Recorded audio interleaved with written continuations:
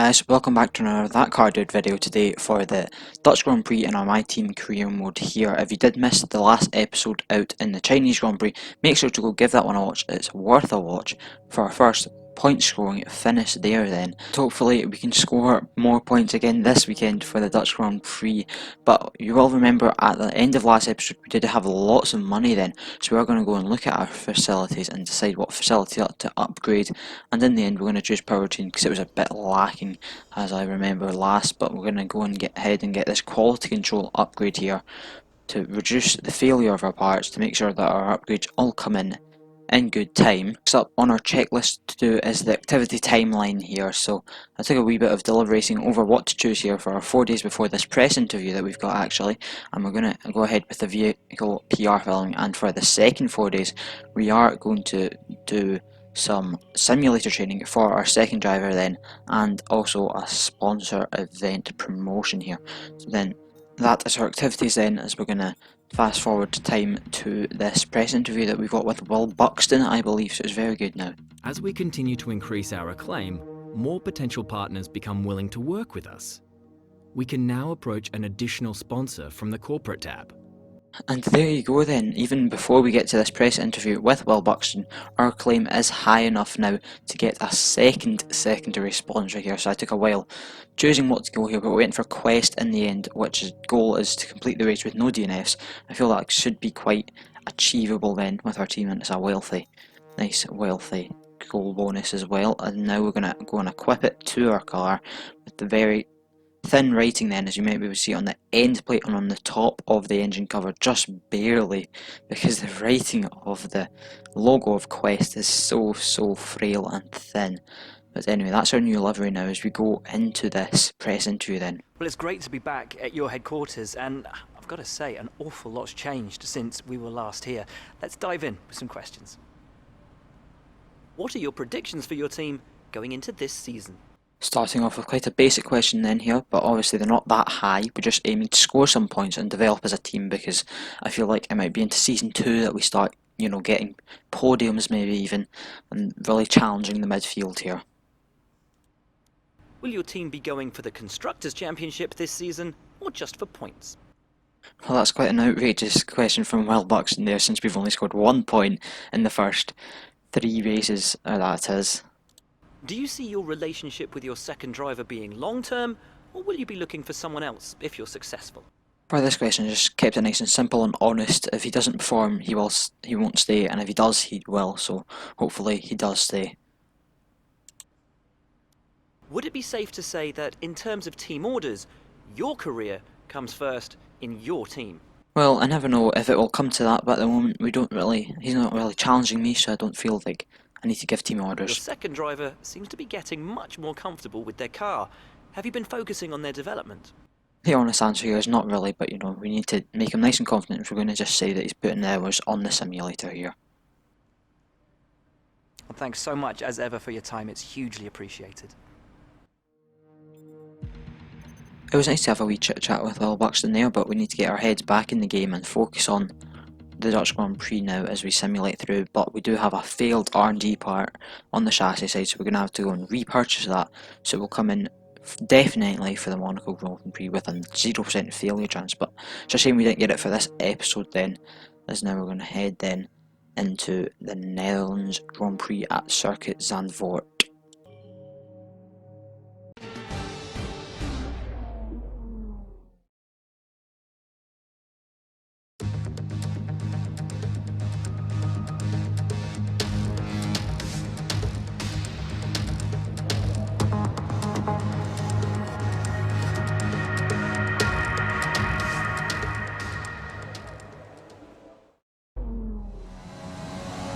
Here we are then for our first flying lap around the Circuit Zandvoort here on the F1 2020 game, but I'm not looking for that high of a grid position here because I have compromised the aero now, because there's going to be torrential rain for the race on Sunday, so I have put the wings a bit higher and raised the car just that wee bit to hopefully give myself more grip and more pace in the wet compared to these cars, so hopefully make up more positions. So I'm not looking for the best of qualifying laps here. I don't think it will be the best, because we really have compromised by about 2 notches on both front and rear downforce now to give us the grip in the wet that's much needed. But our car was feeling quite nippy round here in practice sessions, so hopefully, even though we won't set a good lap, I know that we can do better, and hopefully we'll carry more pace into the race than these AI cars that might not compromise their wins then. But we do make a massive mistake coming out of that wee complex there, so it's going to hinder us a lot for our flying lap first time round. We come around the final corner, I love the swooping banked corner, open the DRS, we're going to come across the line up into P7, so it's not the best of laps at all then, and as per usual, as we move on to our second flying lap then, we're down in P19 behind our teammate now, so we have to try and out-qualify our teammate. We've never been out-qualified by our teammate before in this career mode, but Vettel almost goes right into our path there as he's coming out of the pits on his out lap. And I have to say, in the dry, the car was so good through the corners, but I could feel it on the wee straights and on the exit corners that we just didn't have that exiting speed that I wanted then as we come around the final few corners. Skip over the curb just too much then, so we're about 2.5 tenths up on our time, so not much up on our time, sadly. But we come across the line and we do skip Hubert for the time being, but by the time we get to the end of this session then, we're down in P20 and Hubert's up in P17, so for the first time ever, I have been out-qualified by my teammate in this career mode, but hopefully we can make up a ton of places then on Sunday with the extra downforce that we've brought for the rain, the torrential rain, but it will be drying out towards the end, but I don't think it will dry out just enough to get onto the slicks, so I'm feeling pretty confident about the race. Good day today. Let's have your take on it. Why do you think you weren't as quick as your teammate today? Obviously we know the answer, but unfortunately that's not on the tech grid there, so we're just going to say that they were more consistent driver and we made a few mistakes. You left a lot of paint on the walls today. Were you struggling for grip or did you just misjudge some corners? To be honest, I don't actually remember hitting any walls, so we're just going to go with the honest answer here and say we didn't even know that we hit the walls. Appreciate your time. So Claire's a bit chirpier then, but let's put that behind us and head on to this race in the wet.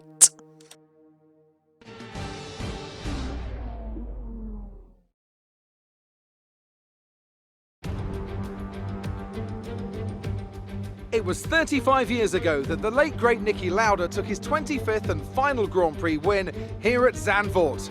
He came from 10th on the grid to beat his McLaren teammate Alain Prost by just 0.2 of a second.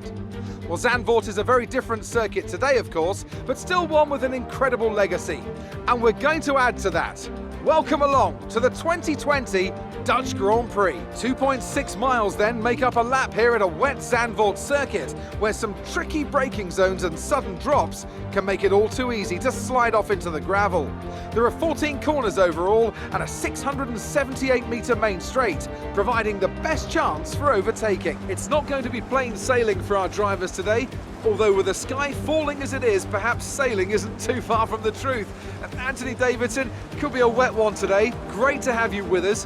What are your thoughts? It is a touch damp, isn't it? Well, as a driver, there are three big things to worry about when racing in these kind of conditions: standing water, tyre temperature and visibility. Judging distance to the cars around you is really tricky when you're driving through the vast amounts of spray that these wet weather Pirelli tyres kick up.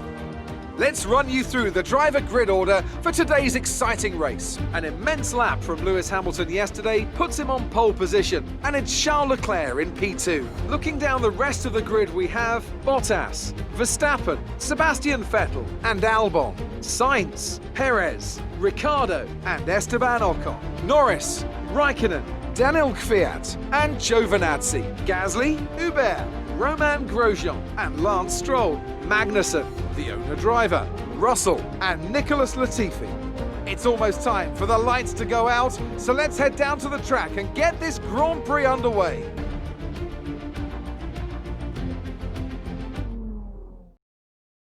So here we are then in the Netherlands, and it's absolutely bucketing down for the races. We're going to look at the race strategy here and see what they're recommending for us, and they do think that it's not going to dry out. They are recommending wets for the full race, so we should be looking good then if it's wets for the full race and the circuit won't dry out enough to go into slicks at the end then.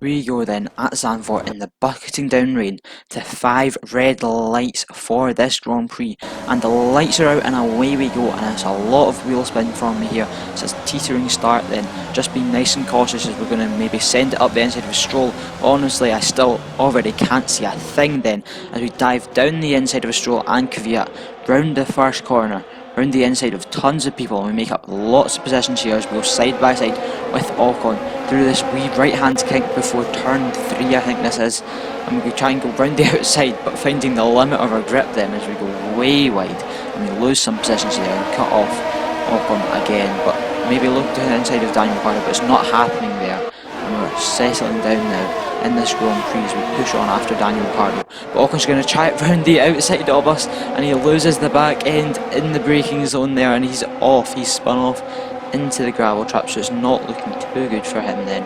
We're going to try and catch up then to Daniel Ricciardo and Danny Kvyat here on this back straight, maybe get a good exit on them and rocket down with some ERS, which is exactly what I'm going to do as I close right up to Daniel Ricciardo's gearbox then in the braking zone. And we're going to go side by side, maybe down the max straight using a lot of ERS, and we're going to send it down the inside and very late on the brakes here and we park it on the apex. But look at this, Kimi Räikkönen comes through as I hit a tank slapper on the exit. I try and hold it round the outside on the curbs, almost collide with Kimi Räikkönen then, but Räikkönen's gained 2 positions out of that, so amazing driving from him then as we slot in behind. Moving on to lap 2 then, and we maybe try and hang it round the outside of Daniel Ricciardo but don't get it there, and right under his gearbox on the exit we hit a tank slapper once again, lose the back end and onto the back straight, way too much curb on the exit there, and now Grosjean's going to come flying at me down my outside. I'm going to try and outbrake him here because he's almost fully ahead of me by the time we get to the brake zone. Push him out as much as we can, pinch him into the corner, and we've managed to get that position back now as we're going to settle down and push on then. And on lap 4 we've got back up to Räikkönen and Ricciardo. I think Räikkönen's holding Ricciardo up just that little bit, but as you can see the visibility is absolutely horrendous here as Ricciardo brakes a bit early for that corner, so we actually end up going round the outside there. I did not mean to do that, but it's an amazing overtake in the end. Did not mean to go for that overtake, but he brakes just so early into the corner that I pretty much had no opportunity other than rear-ending him as he tries it round the outside again, and we managed to squeeze him out that time with a bit of understeer in our car. But on to the next lap then, lap 4 into lap 5, we close so close to Räikkönen in turn 1 there, maybe a look to the outside but it's not happening, so I'm going to line up a move again on the outside of turn 3 here and go round the outside of Räikkönen. We don't get it just as cleanly as we did on Ricciardo then. They were still side by side on the exit, but a lot of ERS then to help us on the exit just to maintain that position. So these are great overtakes from us then as we move on to lap 7, and I pushed away from them, caught up to Kvyat, but it's time for the inters. As you can see, we're all heading into the pits. Lots of people in the pits this lap to pit for inters, so I never thought it was going to come to this. I always thought it was going to be way too wet. But we catch up to Kvyat a lot in the pit stop then. We're going to be right behind him then on the outside and try and push on because this is for P10, this is P11 and P10, and he is our rival here, so we're going to try and stick with him and maybe overtake him into our favourite overtaking spot at turn 3 then as we move on to lap 9, and we're still getting really close to maybe try one round the outside of turn 3, not close enough, but maybe a wee switch back maybe. But that AlphaTauri really plants the power down and is amazing out of that corner. His engine just pulls then as we follow him just for one more lap maybe and try and get it done as we have a look to the outside maybe just to try and see if we can get past him. But same corner, one lap later we try it again, go around the outside and go for the switcheroo, the good old switcheroo, and get a good exit out the corner, and we're almost side by side with him here, but his engine is just absolutely amazing and he manages to squeeze us out as we're not quite alongside him going up the hill. But again, on to the next lap, lap 11 now, and we're going to try it again on Kvyat. He's holding us up just a wee bit maybe, but we are pushing very hard to stay with him and it's not working then, and we're going to try and go on the switchback again, but just not able to get enough power then out the corner. And that AlphaTauri is just so decent in a straight line that we're not able to catch up to him. As you can see on lap 12 then, he's gained a wee bit on us, but DRS is enabled now, so it is really drying up here, which I did not expect now, as I'm just not able to catch up with to Kvyat. So I was thinking at this point, you know what, I'm not going to get points staying on these tyres, so I thought very late about this, but I ended up going in for some slicks here. So I'm going on to the mediums here because DRS is enabled, and I feel like it's going to really dry up a lot. So here we are then, exiting the pits on our mediums. It's still very wet, but hopefully it dries up in the next few laps. And Hubert and Giovinazzi just managed to get ahead of me, and Stroll is behind me now. But onto lap 14, onto lap 15, it's still not dry up, so Perez is able to cruise past me in a straight line then. And I really feel like I should have gone into these tyres, because I still feel like it's a good gamble, and maybe the track will dry up then. And it will eventually onto the last 2 laps of the Grand Prix. As you can see, I set a purple last sector, and they are so slow through the first corners here, so I'm really feeling good now for the last 2 laps. A wee bit of a bonsai charge through the field now, as I'm wasting no time in overtaking Stroll and Giovinazzi here. Round the outside of Stroll, my favourite overtaking spot in Zandvoort now, and use ERS on the exit to gazimp Giovinazzi with a wee bit of contact, a bit skittish through there. But now we're just behind our teammate now, closing up very rapidly through this right-hander. Now, I'm so fast compared to these AIs, as I set a purple first sector, so it's great pace from us now. As Hubert slows us up so much, but there's yellows ahead, so I don't want to wait because I won't be able to overtake him. And then on to the last lap. We do set fastest lap of the Grand Prix now, so we're trying to catch up to Gasly and Grosjean. Maybe get them by the end of the lap, but I still don't feel like we're going to get any points, because the drying up came too little too late now, as we're practically pushing Gasly through this corner. As you can see, I'm literally hitting his gearbox there, and we're going round the outside of him. Easy move then, and Grosjean is just up the road, only 2 seconds, but we're gaining so rapidly that by the time we get to the corner it's all the way down to 1.4 seconds there, and another purple sector that from us there. So we're going to set the fastest lap of the Grand Prix on the last lap, as we're right behind Grosjean now, trying to look for our way round him, and we do manage to get round him on the last lap, on the last corner.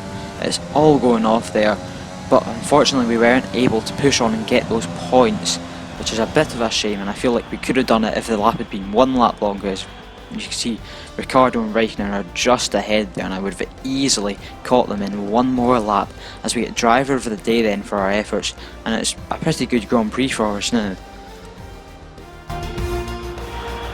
What a great race then, and what a magnificent victory here at the Dutch Grand Prix. So Anthony, what made the difference out there today? I think a large part of the result comes down to temperament. They were able to keep their heads when everyone around them was losing theirs, and that's allowed them to get the best out of the car, to maximise the strategy and to stay out of trouble. Ferrari are at it again, an excellent performance at today's Grand Prix, and they're certainly a team that know what they're doing out there. There's the results then, and we just don't get the points then, which is a bit of a shame, and I'm still kicking myself about it. I feel like if we had gone on to those slicks, maybe a couple of laps later, we would have easily been close enough to get into the points, and maybe even high points, you know, P9, P8, which is high for us then. But hey ho, that's how the sport is sometimes. So that was an exciting race from our perspective. Let's have yours. You gained a lot of positions during the race, didn't you? Yes, we certainly did, and the aero package did feel great. They had so much grip and downforce in the wet, so we're going to compliment the department there. You're breaking all expectations. What's your secret? I don't want to be cocky here, so I'm just going to compliment the teams to get their claim nice and wealthy now. How do you feel the weather affected the outcome today? I liked it a lot because it gave us a good opportunity to catch up in the race. I'm going to say it didn't dampen my spirits. Nice wee pun in there. You had a bit of contact today. Who was at fault there? Once again, I don't want to be a hated driver, so I'm just going to say that no one's at fault, and sometimes it just happens when you're racing at the highest of levels. Appreciate your time. Claire's a bit more chirpy now, and I still very much am a bit regretful that I didn't stay out for that extra couple of laps, but I just felt at the time that it was drying out so fast and then it slowed down, so I just misjudged it a wee bit, but it was a worth it gamble because at the end it was just so fun to overtake all those cars. Here's the update on the rivalry then. and we do draw now because I get the fastest lap of the Grand Prix, never mind the fastest lap out of me and Kvyat, so I'm very happy about the fastest lap, but we weren't able to capitalise on it because we weren't in the top 10 now. As we look at our personal and team acclaim, and I did gain a lot on my personal acclaim, which helped our team acclaim now to go all the way up to level 6, so that's good for the team, and we're really developing quite fast in this career mode as we get 720,000 from our sponsors. I don't know how they work that out from those calculations I saw on screen, but the deductions, we do get 10k off, but we don't really mind as we're up to 2.2 million now, so we are going to push ahead and get another facilities upgrade in the next episode to make sure you don't miss the next episode of my team career mode. Anyway guys, thank you for watching our That Car Dude video, and until next time, see ya.